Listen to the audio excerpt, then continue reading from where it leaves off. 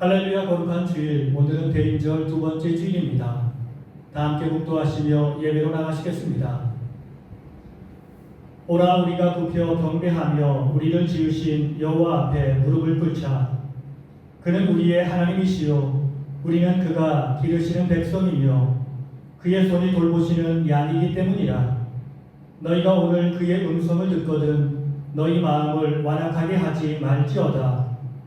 사랑과 은혜가 충만하신 하나님, 광야 같은 세상에서 허덕이며 방황하던 우리들이 오늘은 거룩한 주일을 맞이하여 주님의 성전에 올라왔습니다. 우리의 지친 몸에 안식을 주시고 걱정과 근심에 쌓인 심령에 평안을 주시옵소서.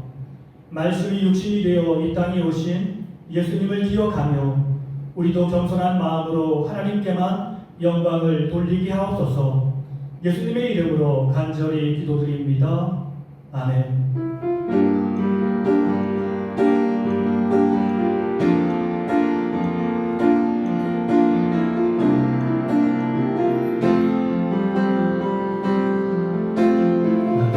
기다립니다. 내 영혼 지치고 더 이상 경변에 힘조차 없어도 그러나 내 마음은 신뢰합니다. 주님만 내 삶의 주인 되시니 주를 기다려 내 영혼 찬이 의심의 파도 덮쳐와도 흔들리지 않고 서서 주만 바라보리라. 주를 기다려 폭풍 속에도 주 음성 내게 멀어도 주나 인도하시니 주만 의지하니. 다시 한번 찬양합니다. 기다립니다. 내 영혼 지치고 더 이상 경변에 힘조차 없어도 그러나 내 마음은 신뢰합니다. 주님만 내 삶의 주인 되시니 주를 기다려 내 영혼 찬이 의심의 파도 덮쳐와도 흔들리지 않고 서서 주만 바라보리라. 주를 기다려 폭풍 속에도 주 음성 내게 멀어도 주가 인도하시니 주만 의지. 주를 기다려 주를 기다려 내 영혼 찬이 의심의 파도 덮쳐와도 흔들리지 않고 서서 주만 바라보리라.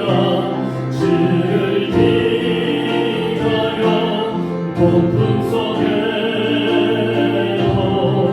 주 음성 내게 멀어도 주가 인도하시니 주만 의지합니다.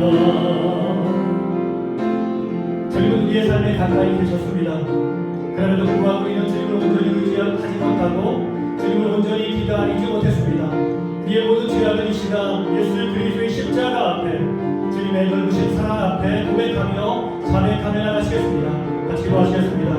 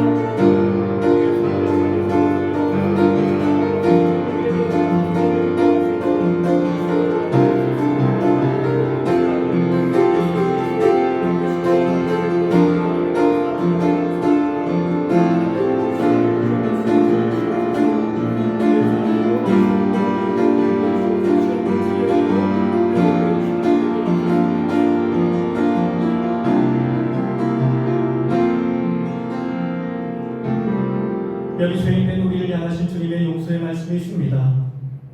내가 내 허물을 빽빽한 구름같이 내 죄를 안개같이 없이 하였으니 너는 내게로 돌아오라. 내가 너를 구속하였습니다. 주님께서 우리를 구속하셨습니다. 기쁘고 힘차게 찬양으로 나가시겠습니다.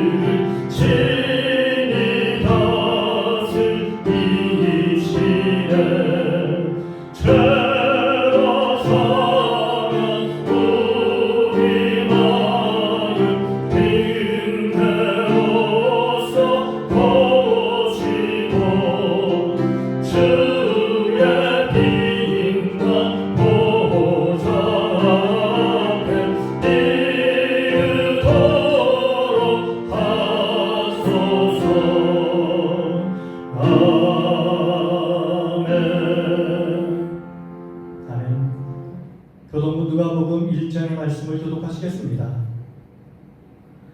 찬송하리로다 주 이스라엘의 하나님이여 그 백성을 돌보사 속량하시며 우리를 위하여 구원의 뿔을 그 종 다윗의 집에 일으키셨으니 이것은 주께서 예로부터 거룩한 선지자의 입으로 말씀하신 바와 같이 우리 원수에게서와 우리를 미워하는 모든 자의 손에서 구원하시느니라.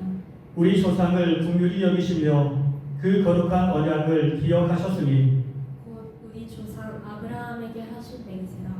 우리가 원수의 손에서 건지심을 받고 종신토록 주의 앞에서 성결과 의로 두려움이 없이 섬기게 하리라 하셨도다.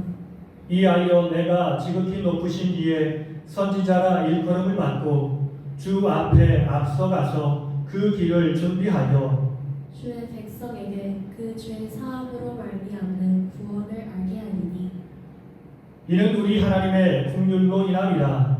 이로써 돋는 해가 위로부터 우리에게 임하여 어둠과 죽음의 그늘에 앉은 자에게 비치고 우리 발을 평강의 길로 인도하시리로다. 아멘. 나는 전능하신 아버지 하나님 천지의 창조주를 믿습니다. 나는 그의 유일하신 아들 우리 주 예수 그리스도를 믿습니다. 그는 성령으로 잉태되어 동정녀 마리아에게서 나시고 본디오 빌라도에게 고난을 받아 십자가에 못 박혀 죽으시고 장사된 지 사흘 만에 죽은 자 가운데서 다시 살아나셨으며 하늘에 오르시어 전능하신 아버지 하나님 우편에 앉아 계시다가 거기로부터 살아있는 자와 죽은 자를 심판하러 오십니다. 나는 성령을 믿으며 거룩한 공교회와 성도의 교제와 죄를 용서받는 것과 몸의 부활과 영생을 믿습니다. 아멘. 거룩한 주일 오늘은 대림전 두 번째 주일입니다. 우리가 주님을 간절히 사모하며 기다리기를 원합니다. 주님 우리의 삶에 임재하시고 우리의 예배 가운데 임재하여 주셔서 항상 주님께서 원하시는 그 말씀을 우리에게 부어 주시옵소서. 예배를 통해서 하나님께 영광 돌리며 하나님을 만나게 하옵소서. 삶에 지친 모든 영혼에게 주의 자비와 긍휼과 사랑과 축복을 베풀어 주시옵소서. 예배를 위해서 공동체를 위해서 힘차게 기도하며 나가시겠습니다.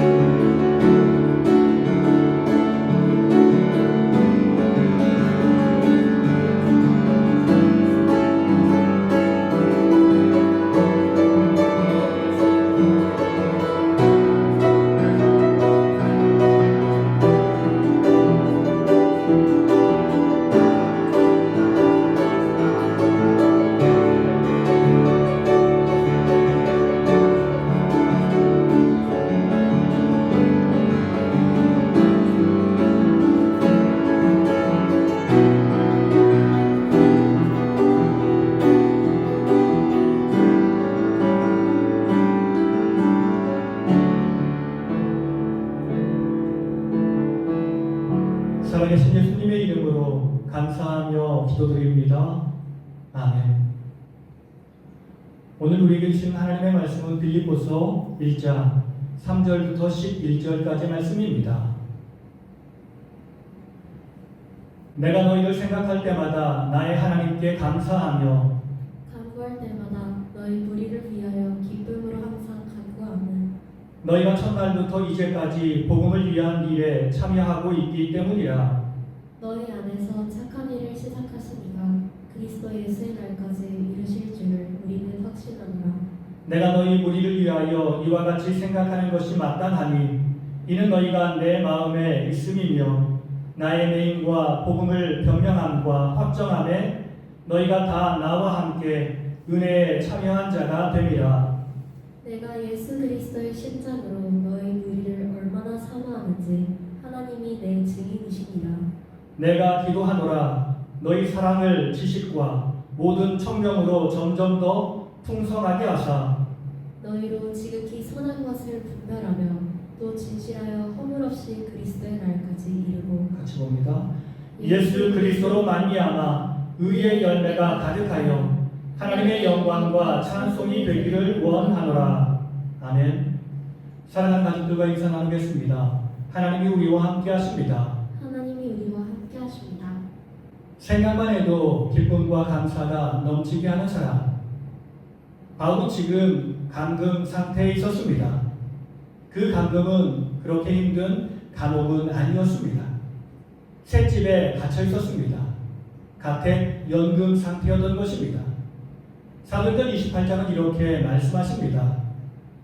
바울이 온 이태를 자기 셋집에 머물면서 자기에게 오는 사람을 다 영접하고 하나님의 나라를 전파하며 주 예수 그리스도에 관한 모든 것을 담대하게 거침없이 가르치더라.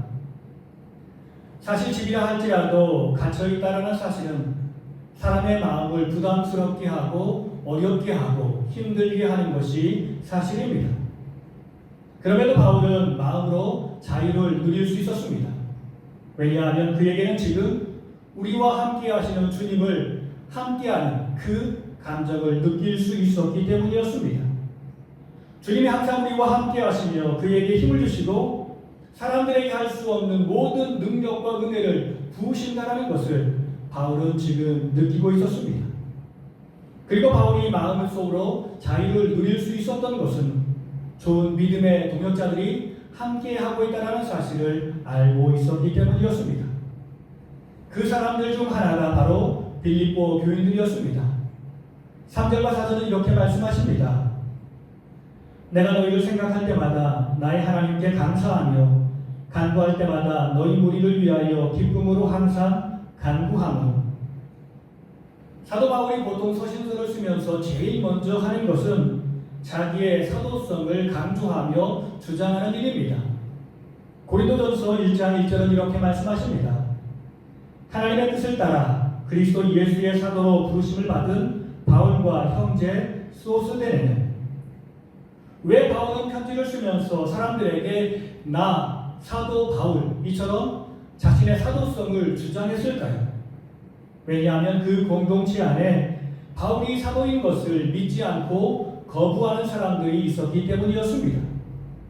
사도 바울의 대적자들이 와서 바울은 사도가 아니고 거짓 복음을 전하는 거짓 선지자라고 가르쳤습니다. 성도 중 일부는 그것이 사실인 것이라고 생각하고 바울을 거부하려 했던 것입니다. 그런데 빌립보 교회를 향해서 편지를 쓸 때는 자신의 사도성을 주장하지 않았습니다. 그만큼 빌립보 교인들은 다 사도 바울을 온전히 믿고 있었다는 말씀입니다. 빌립보 교회는 사도 바울이 전한 복음을 믿는 교회였으며 사도 바울을 신뢰하는 교회였습니다. 그것이 바울의 마음을 기쁘게 했으며 감사가 차고 넘치게 했던 것입니다. 우리의 삶의 목적이 무엇입니까? 우리의 인간관계의 목적이 무엇입니까? 서로가 행복 넘치는 관계, 감사가 넘치는 관계라고 생각합니다. 내가 다른 사람에게 선한 영향력을 끼쳐서 그 사람이 나로 말미암아 행복해지고 항상 감사의 조건이 많아지는 것, 이것이 바로 우리의 삶의 목표인 것입니다. 서로가 이런 관계를 위해서 노력하고 집중하며 살아간다면 우리의 삶은 행복해질 것입니다. 사도 바울은 어찌 보면 부모님과 같은 심정으로 빌립보 교인들을 대했습니다. 복음의 최전방에서 생명을 걸고 그들을 위해서 헌신하며 살았습니다. 그런데 그런 헌신하는 삶을 사랑하는 자녀들이 알지 못하며 받아들이지 못한다면 부모는 밖에서 열심히 일하고 봉사하고 헌신하는데 자녀들은 놀면서 인생을 허비하며 방탕하게 살아간다면 그것을 보는 부모님의 마음은 너무 힘들고 아플 것입니다. 부모님과 자녀가 멀리 떨어져 생활하고 있습니다. 부모님은 한국에 계시고 자녀는 미국에서 생활하고 있었습니다. 그 자녀는 결혼도 했고 자녀도 있었습니다. 그런데 자녀의 삶이 넉넉하지는 않았습니다. 자녀의 삶이 물질적으로 힘들어질 때마다 아들은 어머니에게 전화를 했습니다. 전화를 해서 다른 말을 하지 않습니다. 어머니, 저를 위해서 기도 부탁드립니다. 내가 정말 열심히 살아가고 있는데 하나님의 도움이 필요합니다. 라고 기도 부탁을 했습니다. 그러면 어머니는 지금 자식이 힘들다라는 것을 알고 지금 가지고 있는 돈을 다 모아가지고 그 돈을 자녀에게 붙여주곤 했다고 합니다. 참으로 안타까운 일이 아닐 수 없습니다. 분명 힘들고 어려울 때 가장 의지할 수 있는 부모님에게 도움을 요청하는 것이 나쁜 일은 아닙니다. 부모님은 이런 자식의 도움을 그리고 그 요청을 기쁨으로 함께하며 자식에게 자신의 모든 것을 나누어 줄 것입니다. 그런데 자녀가 그 삶의 자리에서 최선의 노력을 다하고 그 어려움을 극복하기 위해서 헌신하며 노력하며 싸워 나간다면 아무리 어려운 형편이라 할지라도 적은 돈이라 할지라도 부모님을 위해서 모아 부모님에게 용돈으로 드리려 한다면 그 부모님은 얼마나 크고 행복한 감정을 느끼겠습니까? 부모님의 헌신과 사랑을 알고 형제간에 우애하고 각자의 삶에서 부모님이 바라시는 거룩한 삶, 행복한 삶을 살아간다면 그것은 부모님에게 가장 큰 기쁨이 되고 즐거움이 되며 감사의 조건이 될 것입니다. 빌립보 교회는 바울에게 있어서 그런 교회였습니다. 차고 넘치는 감사를 불러일으키는 교회였던 것입니다. 바울이 진심으로 감사했고 사랑했던 빌립보 교회, 빌립보 교회를 향한 바울의 감사의 조건들, 첫째는 믿음을 포기하지 않고 끝까지 함께하고 있었기 때문이었습니다. 5절은 이렇게 말씀하십니다. 너희가 첫날부터 이제까지 복음을 위한 일에 참여하고 있기 때문이라. 빌립보 교회는 바울이 2차 전도 여행 중에 세워진 교회였습니다. 그때가 주후 50년경입니다. 바울은 빌립보 지역에 들어가 루디아라는 여성을 만났습니다. 이 여성은 옷감을 파는 부자였습니다. 그녀가 바울이 전한 말씀을 듣고 변화되어 처음으로 그리스도인이 되었습니다. 그리고 거기에서 귀신에 사로잡혀 점을 치던 여종을 만나고 그녀 안에 있던 귀신을 바울이 기도함으로 말미암아 내쫓아 주었습니다. 이 일로 말미암아 여종의 주인이 바울과 신라를 고소했고 그들은 감옥에 갇혔습니다. 바울과 신라는 이것 때문에 두려워하지 않았고 주님만 바라보고 밤새워 찬양했고 기도했습니다. 그러자 옥문이 열렸습니다. 그런데 그들은 옥문에서 나와 탈출하지 않았고 간수에게 복음을 전하여 그를 그리스도인으로 만들었습니다. 소수의 사람들이 힘겹게 믿음의 삶을 시작해서 빌립보 교회가 세워진 것입니다. 그런데 이들이 지금도 신앙을 포기하지 않고 신앙생활을 하고 있으며 교회를 지켜 나아가고 있었습니다. 이것이 바울에게 있어서 너무 자랑스러웠고 너무 감사했던 것입니다. 그 당시 그리스도인이 된다는 것은 핍박과 박해를 감수하는 일이었습니다. 손해를 감수해야만 했습니다. 그런데도 그들은 포기하지 않고 그 자리를 지키고 있었습니다. 그래서 바울은 너무 감사했던 것입니다. 저는 브라질 한인 교회를 보면서 지금 안타까운 마음 가지고 살아가고 있습니다. 제가 브라질에 와서 14년을 사역했습니다. 많은 그리스도인을 만났고 교회 안에서 주안에서 아름다운 교제를 맺으며 생활했습니다. 예전에는 교회들이 많은 사람으로 가득했습니다. 그런데 지금 교회를 보면 많은 교회가 사람들이 텅텅 비어 있습니다. 많은 사람들이 줄어버린 것입니다. 경제 상황이 어려워서 많은 사람들이 한국으로 돌아갔다고 이야기합니다. 그런데 그렇지 않고 브라질에 생활하고 있지만 교회에 나오지 않은 많은 사람들도 있습니다. 코로나가 염려되어서 교회에 나오지 못하는 분들도 있습니다. 아니, 어떤 분들은 교회에 대해서 실망하고 사람들에 대해서 실망해서 교회에 나오지 않는 사람들도 있습니다. 어떤 사람들은 교회가 싫어져서 성당에 나간다라고 말하는 사람들도 있습니다. 참으로 안타까운 일이 아닐 수 없습니다. 우리가 어떤 어려움이 있다 할지라도 어떤 핍박과 박해가 있다 할지라도 우리가 포기하지 말아야 할 것은 주님을 향한 믿음입니다. 교회를 우리는 포기해서는 안 됩니다. 교회가 완벽한 곳은 아니지만 하나님은 교회를 통해서 하나님의 일을 지금도 이루어 가고 계십니다. 어떤 어려움이 있다 할지라도 우리는 신앙생활을 포기해서는 안 됩니다. 사람이 사는 곳에서는 항상 끊임없이 문제가 일어나기 마련입니다. 빌립보 교회가 바울이 칭찬을 받고 있지만 그렇다고 빌립보 교회가 문제가 없는 교회는 아니었습니다. 그 교회는 완벽한 교회는 아니었습니다. 빌립보서 2장은 이렇게 말씀하십니다. 마음을 같이하여 같은 사랑을 가지고 뜻을 합하며 한 마음을 품어 아무 일에든지 다툼이나 허용으로 하지 말고 오직 겸손한 마음으로 각각 자기보다 남을 낮게 여기고.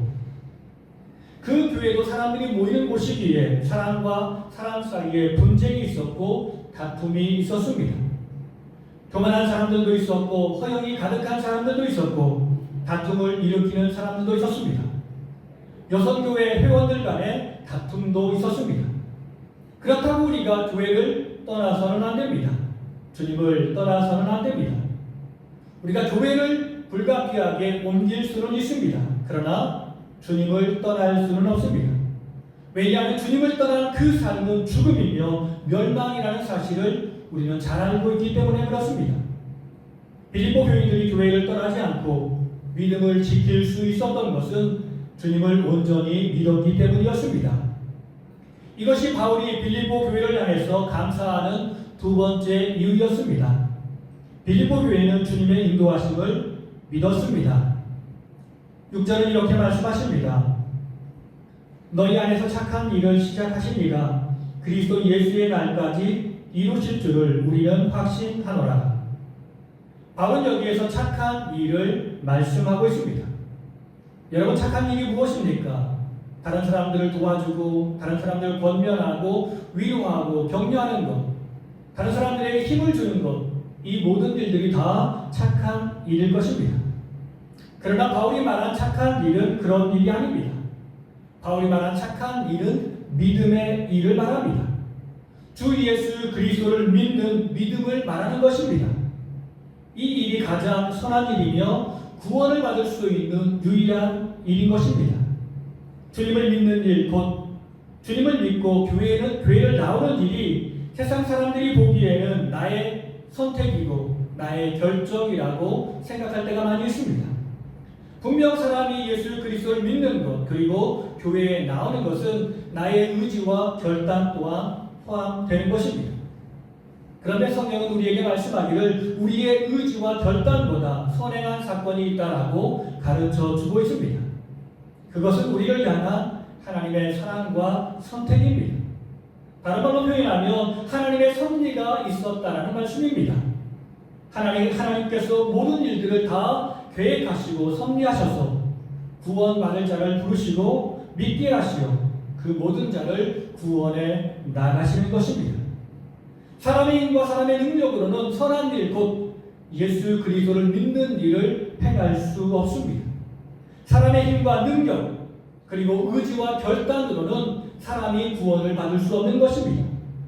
오직 주님의 은혜와 사랑이 죄인된 나를 변화시키고 구원에 이르게 하는 것입니다. 그리고 주님이 오시는 그날까지 나를 붙들고 인도하시는 것이 바로 하나님의 사랑과 은혜인 것입니다. 신앙이란 주님의 인도하심을 믿는 것입니다. 주님의 선하신 인도하심을 믿는 것입니다. 주님께서 우리를 인도하시고 이끄시는 그 길은 축복의 길이고 생명의 길임을 믿고 주님을 따라 나아가는 것입니다. 그리고 그 인도하심에 따라 자신을 맡기는 삶이 바로 신앙의 삶입니다. 그런데 우리가 그 인도하심을 온전히 믿는지 아니면 믿지 않는지 우리가 그것을 확인하기 위해서는 십자가를 경험해야 합니다. 우리가 십자가를 통해서 온전한 믿음과 거짓 믿음이 판단되는 것입니다. 바울이 빌립보 교회에 감사한 이유, 세 번째 이유 바로 그것은 빌립보 교회는 십자가를 거부하지 않았고 온전한 믿음으로 받아들였습니다. 7절 하반절은 이렇게 말씀하십니다. 이는 너희가 내 마음에 있음이며 나의 내임과 복음을 변명함과 확정함에 너희가 다 나와 함께 은혜에 참여한 자가 되리라. 보통 사람들은 평안할 때 신앙생활을 잘합니다. 교회가 문제가 없을 때 교회는 부흥하기 마련입니다.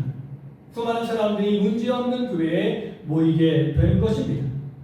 그런데 교회가 부흥하는 것으로 보아 곧 사람들이 많이 모인다라는 그 이유로 그 교회가 참된 교회라고 말할 수는 없습니다.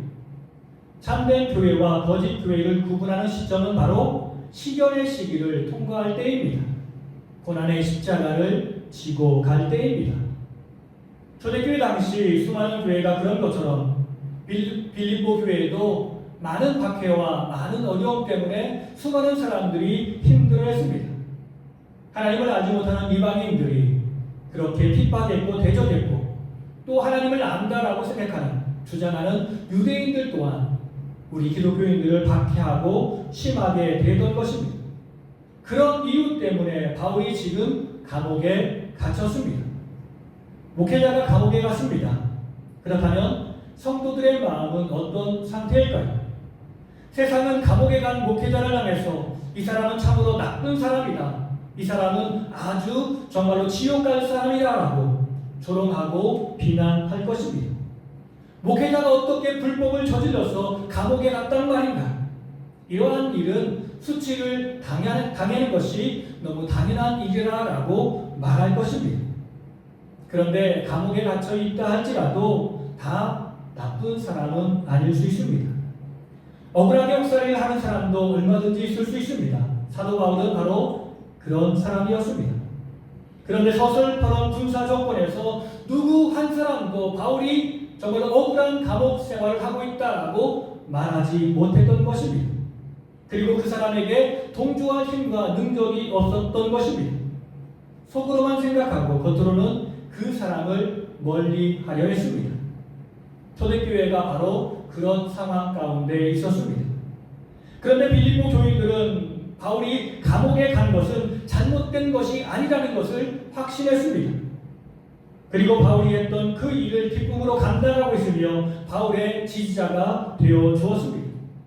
바울이 주님을 위해서 십자가를 지는 것처럼 빌립보 교인들도 십자가를 지고 주님 가신 그 길, 바울이 앞서 나아간 그 길을 쫓아 따라가고 있었습니다. 그들은 바울에게 따뜻한 마음을 전해주었고 사랑을 전해주었습니다. 자기들이 생활하는데도 부족한 그 돈을 모아가지고 헌금을 모아서 바울에게 보내주었습니다. 그리고 바울이 옥에 갇혀 힘든 생활을 할까봐 그 곁에서 도와줄 사람 에바브로디도를 보내주었습니다. 얼마나 큰 사랑이고 얼마나 귀한 사랑입니까? 빌립보 교회는 세워진 지 10년 정도가 지난 교회였습니다. 수많은 사람들에 의해서 교회가 세워진 것이 아니라 믿음의 사람 소수에 의해 교회가 세워졌습니다. 그런데도 그 교회가 든든하게 세워지고 있으며 세워졌다라고 확신할 정도로 그 교회가 아름답게 성장하고 있었습니다. 교회는 복음 안에서 교제하고 믿음이 성장하는 곳이 되어야 합니다. 이민사회에서 교회란 어떤 곳일까요? 초창기 이민사회에서 교회는 자신의 삶에 필요한 것들을 채울 수 있는 장소였습니다. 이민교회 성도는 먼저 이민 나온 사람들이 교회를 세웠습니다. 보통 이민자들이 교회에 나오는 이유는 두 가지입니다. 첫째는 신실한 사람들이 교회에 나옵니다. 하나님을 믿기 위해서 그리고 믿음으로 봉사하기 위해서 교회에 나오는 것입니다. 이런 사람들이 초창기 이민사회에서 교회를 세웠고 지금도 교회를 유지하며 나아가고 있습니다. 그런데 한 부류는 자신의 삶에 필요한 것을 얻기 위해서 교회에 나오는 사람들도 있습니다. 집을 구하는 데 도움을 얻기 위해서, 물질의 도움을 구하기 위해서, 다른 사람들을 만나기 위해서 교회에 나오는 사람들도 많이 있습니다. 그런데 이런 세상 요구가 교회에 나와서 주님을 만나고 주님을 믿는 믿음으로 온전히 변화되어야 합니다. 사람을 바라보는 모습에서 주님을 바라보는 온전한 신앙으로 변화되어야 합니다. 그런데 어떤 사람은 변화되지 않습니다. 그리고 신앙의 연수만 늘어나는 사람이 있습니다. 어떤 사람에게는 교회가 교회되지 못하고 세상의 사교 클럽과 별반 차이가 없는 그런 삶을 살아가는 경우도 있습니다. 개인의 생각과 욕심으로 신앙생활을 하면 신앙생활이 성장하지 못합니다. 그리고 우리의 교회 생활이 편하지 못한 것입니다. 그러므로 교회는 복음 안에서 교제하는 곳이 되어야 합니다. 우리 아이들에게 복음 안에서 행복한 교회를 전해 주어야 합니다. 요즘 교인 수가 다 줄고 있습니다. 어른들이 줄고 있는 것도 문제이지만 더 큰 문제는 아이들이 교회에 없다라는 것이 문제입니다. 예전에는 자녀를 많이 낳았지만 지금은 자녀를 많이 낳지 않습니다. 자녀를 낳지 않는 가정들도 있습니다. 그렇게 아이들이 많아질 수 없는 그러한 상황인 것입니다. 그런데 교회에 분쟁이 생기고 싸움이 생기면 교회의 아이들은 상처를 받게 됩니다. 그리고 이 상처받은 아이는 교회에 나오지 않습니다. 그렇게 교회에서 싸움이 생기지 않도록 어른들은 노력해야 합니다. 그리고 우리의 자녀들이 어느 교회라도 나가서 행복한 신앙생활을 할 수 있도록 그들을 잘 인도해주고 권면해 주어야 합니다. 빌립보 교회는 믿음에서 모범이 되는 교회였습니다. 그래서 빌립보 교회를 자랑했고 교인들에게 감사하는 마음으로 감사하다라고 사도 바울은 고백했던 것입니다. 바울은 빌립보 교회를 진심으로 사랑했습니다. 8절은 이렇게 말씀하십니다. 내가 예수 그리스도의 심장으로 너희 무리를 얼마나 사모하는지 하나님이 내 증인이시니라. 바울은 자신의 사랑을 예수 그리스도의 심장에 비유하고 있습니다. 곧 자신의 사랑은 예수 그리스도에게서 나온 사랑이며 그 사랑을 본받아 행하는 진실한 사랑임을 말하고 있는 것입니다.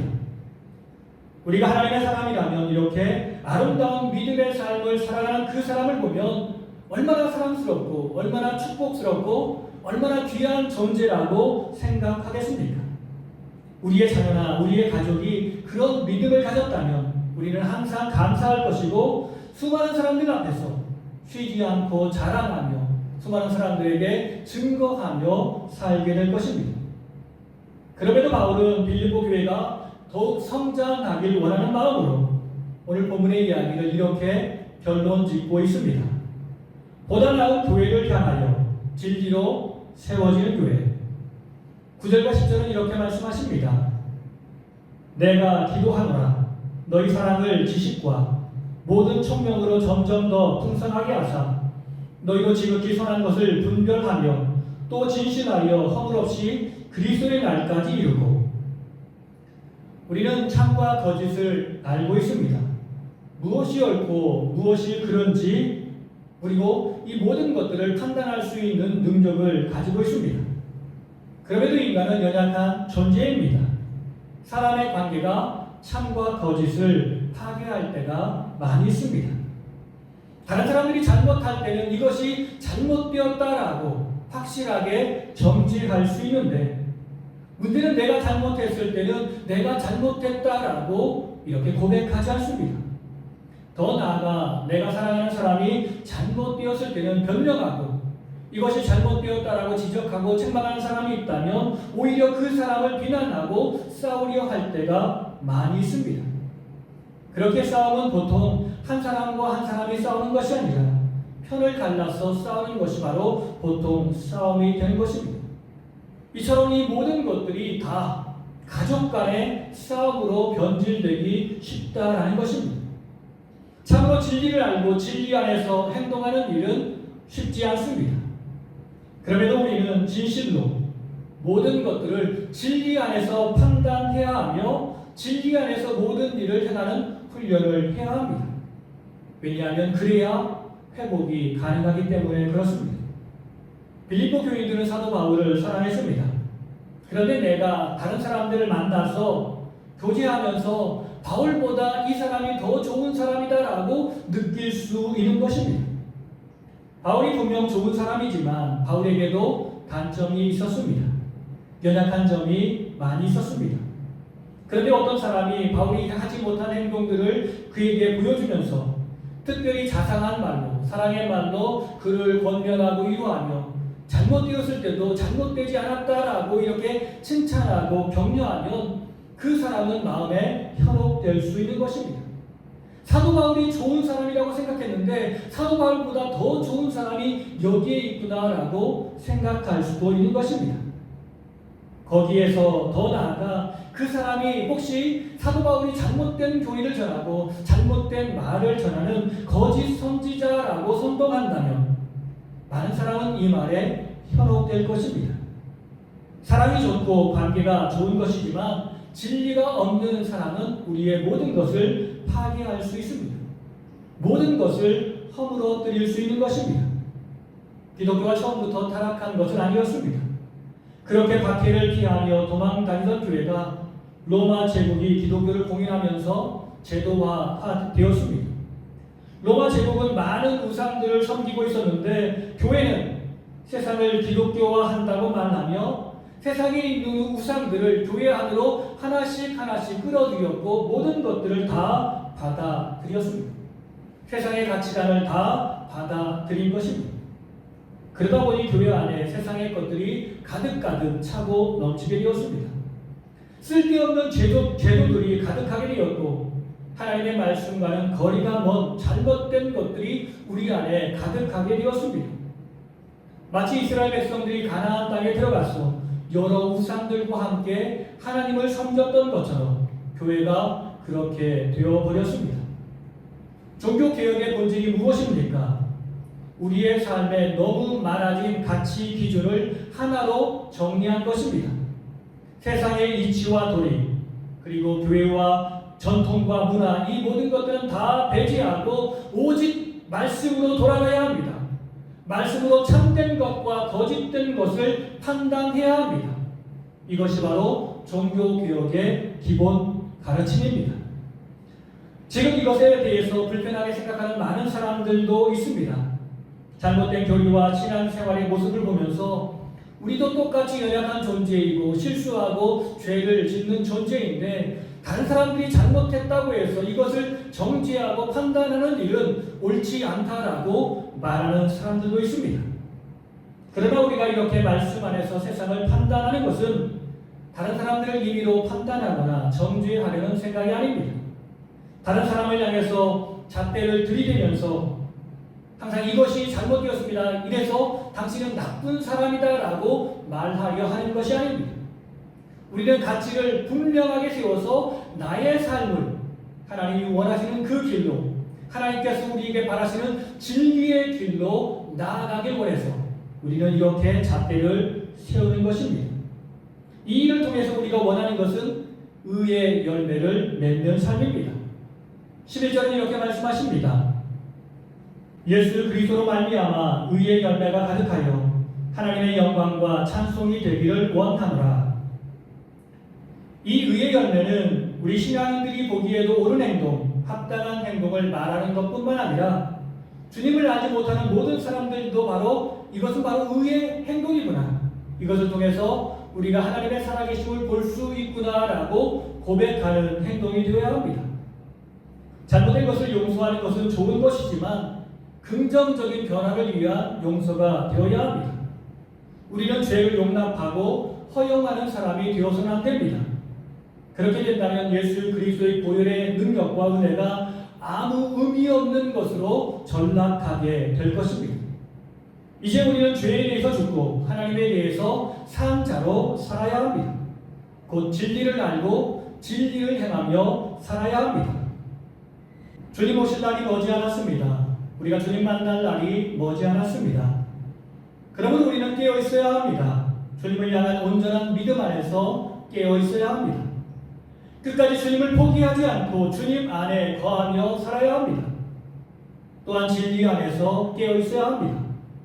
무엇이 주님이 기뻐하시는 일인지, 무엇이 사람을 살리고 교회를 세우는 일인지 우리가 알고 행동한다면 주님께 칭찬받고 인정받는 우리의 삶이 될 것입니다. 이 믿음으로 끝까지 주와 동행하며 진리로 교회를 세워나가는 우리 모두가 되기를 예수님의 이름으로 간절히 축원합니다. 다 함께 기도하시겠습니다. 우리를 진실로 사랑하셔서 우리에게 최고의 선물인 예수 그리스도를 주시고 그분의 은혜와 복을 누릴 수 있는 믿음을 주신 주님 진심으로 감사드립니다. 주님이 내게 주신 은혜와 사랑과 축복이 가장 복된 선물임을 기억하며 우리가 끝까지 주님과 동행하는 삶을 살게 하옵소서. 주님이 내 손을 꼭 붙들고 인도하심을 믿으며 우리가 세상에서 어떤 시련과 도전을 당한다 할지라도 주님 붙드시는 그 손을 놓지 않고 믿음으로 주와 동행하는 우리가 되게 하옵소서. 주님, 우리가 살아가는 이 세상은 거짓과 참된 것이 혼합된 세상입니다. 주여 우리에게 영적인 분별력을 주시오. 무엇이 선한 것인지 무엇이 거짓된 것인지 확실히 분별하게 하시고 우리의 삶에서 선한 것을 행하며 우리의 삶을 통해 주님의 의와 영광을 선포하는 삶을 살게 하옵소서. 우리의 길이요 진리이신 예수님의 이름으로 감사하며 기도드립니다. 아멘. 찬양하시면서 준비한 예물 하나님께 올려드리겠습니다.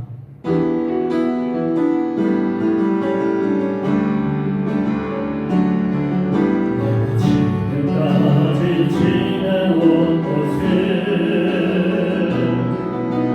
주의 은혜와 주의 은혜와 지금까지 지나온 것을 주의 은혜와 주의 은혜와 지금까지 지나온 것을 주의 은혜와 주의 은혜와 지금까지 지나온 것을 우리의 삶에 선하고 복된 일을 계획하시고 성실한 사랑으로 모든 일을 이루어 가시는 주님, 주님의 은혜와 사랑과 섭리 속에 지금 우리가 여기까지 왔습니다. 건강 주시어 일하게 하시고 일한 열매를 거두게 하시며 믿음 주시어 주님을 바라보게 하시며 주와 동행하게 하시니 감사드립니다. 모든 것이 주님의 은혜이며 사랑임을 기억하며 우리가 가진 모든 것을 주를 위해 바칩니다. 우리가 드리는 헌물이 하나님께는 기쁨이 되게 하시고 교회를 세우는 성전의 기둥이 되게 하시며 죽어가는 생명을 살리는 구원의 통로가 되게 하옵소서. 삶의 질고를 안고 답답한 마음으로 살아가는 모든 사람들을 살펴 주시옵소서. 우리의 연약한 육체를 강건하게 회복시켜 주시옵고 우리의 창고에 물질이 차고 넘치게 하시며 우리의 마음에 기쁨과 즐거움이 차고 넘치게 하옵소서. 그래서 매 순간 우리의 입술에서 감사와 찬양이 넘쳐 나오게 하옵소서. 우리의 모든 것을 풍성하게 채워주시는 예수님의 이름으로 감사하며 기도드립니다. 아멘. 사랑하는 가족들과 다시 한번 인사 나눌 때 끝까지 믿음으로 살아가겠습니다. 끝까지 믿음으로 살아가겠습니다. 그렇습니다. 주님 오시는 그날까지 믿음 가지고 살아야 할 줄 믿습니다. 우리 마지막 찬양 올려드리겠습니다.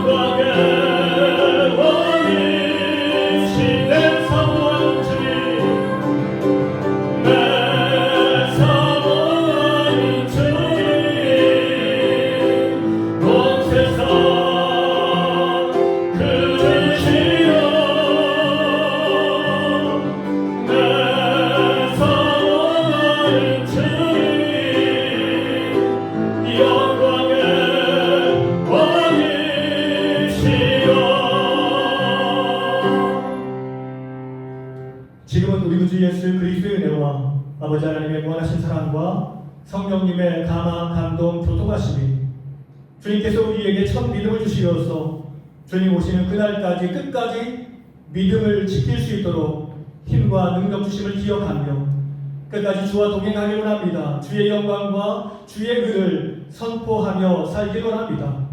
기도하며 결단하며 삶의 현장으로 나가시는 사랑하는 성도님들과 가정과 자녀들의 삶 가운데 주님께서 핏값으로 세우신 우리 작은 씨앗들 위해 이 땅에서 주를 예배하는 모든 백성들과 이 땅을 사랑하는 모든 백성들 위해 이제로부터 영원토록 함께하시기를 간절히 축원하옵나이다. 아멘.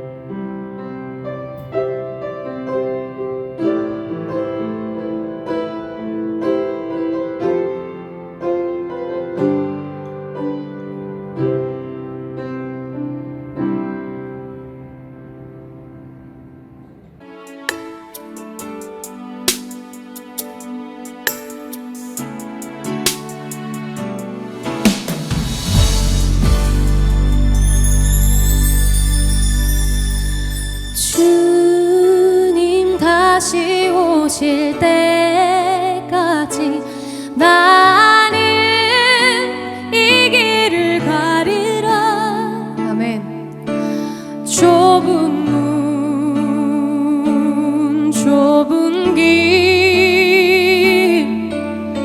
나의 십자가 지고